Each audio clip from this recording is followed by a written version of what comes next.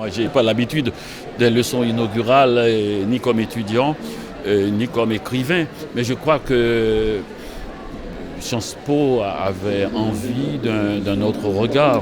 Et on commence à croire que les romans, la poésie, le regard de l'écrivain a son importance.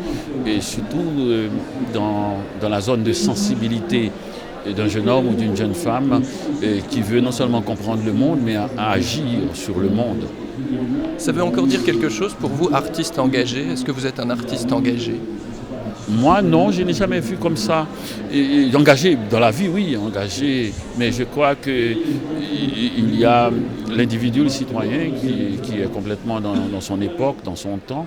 Et il y a aussi l'écrivain qui fait feu de tout bois, qui lit de tout. Je n'arrive pas à mettre ma littérature à mon service, même pour les bonnes causes qui me touchent. Je suis irrécupérable. Vous êtes né en Haïti, vous êtes canadien de nationalité. Est-ce que vous êtes le porte-drapeau, le porte-parole d'un peuple? Non, pas du tout, même pas de moi. Je vous l'ai dit, c'est ça, la littérature, elle s'impose. À un moment donné, en écrivant, on finit par comprendre qu'on ne peut pas diriger le roman.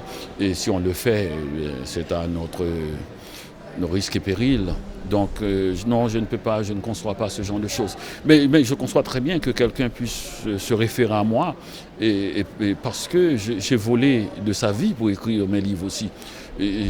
On n'écrit pas uniquement avec sa mémoire, on écrit avec la vie des autres. Et si quelqu'un se retrouve dans un livre en se disant « ça c'est moi, c'est mon époque, c'est ma sensibilité », et je comprends tout à fait et que cette personne puisse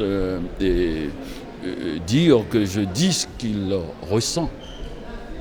Est-ce que vous pouvez réexpliquer ce que vous leur avez dit à propos de la mystérieuse question secrète que chacun doit avoir?